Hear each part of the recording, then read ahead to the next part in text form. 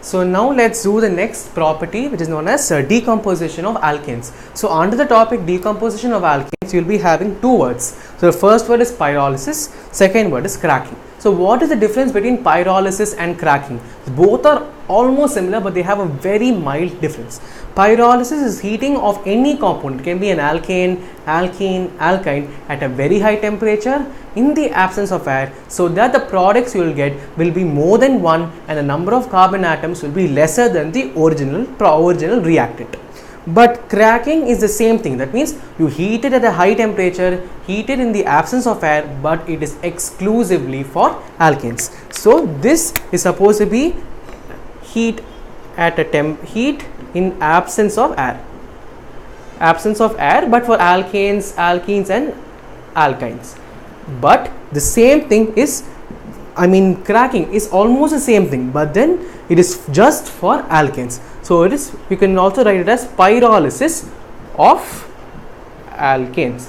So pyrolysis of alkanes is known as cracking, and there are few examples to explain the importance of cracking in the case in alkanes. So the first example is CH4. So here I will not be balancing the equations, I will do small balancing and then I will write only the major products, so that you will understand how the number of carbon atoms are being reduced.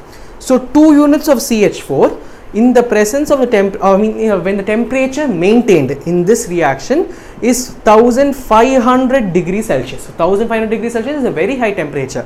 This gets converted to ethine, that means CH triple bond CH. So when 2 units of methane at a temperature of 1500 degrees Celsius is made to react, or when cracking is carried out in this temperature, you will be getting CH triple bond CH.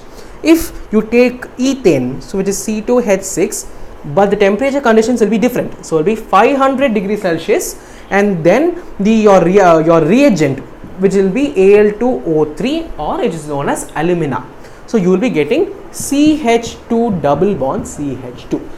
So that is ethene. So these reactions are very important in the case of conversions, or they say convert an alkane to an alkene. That means this is the only reaction that we know where an alkane is converted to an alkene. Or they can ask you a question which says give the conditions required to convert an alkane with 2 carbon atoms into an alkene with the same 2 number of carbon atoms.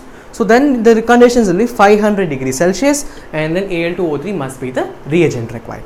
So now the next one is the most important part of pyrolysis, which is nothing but pyrolysis of alkanes. So let's write CnH2n plus 2, which is the general formula for all alkanes.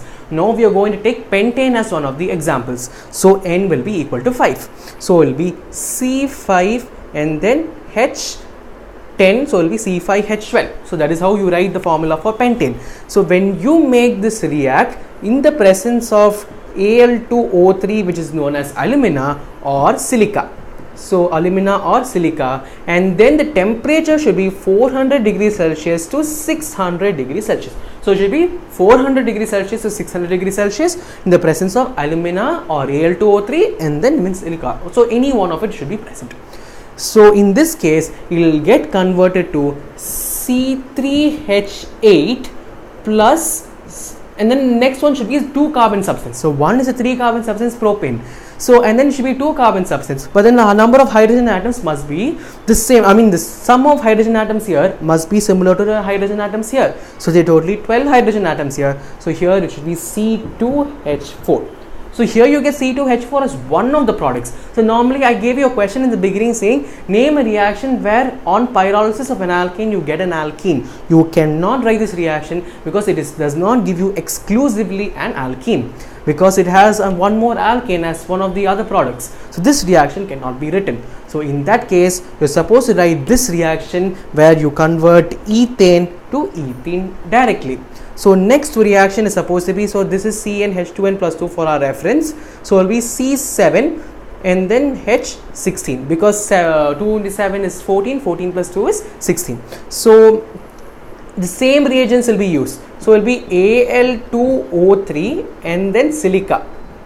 Apart from that, your temperature conditions will be 400 degrees Celsius to 600 degrees Celsius as per your previous reaction. here. So you write C4H10 as your first major or first alkane as your product. Now next product will have 3 carbon atoms, which you will have to memorize. So now the hydrogen atom, you will have to check the number of hydrogen atoms on the left hand side as well as right hand side. So it will be C3H6.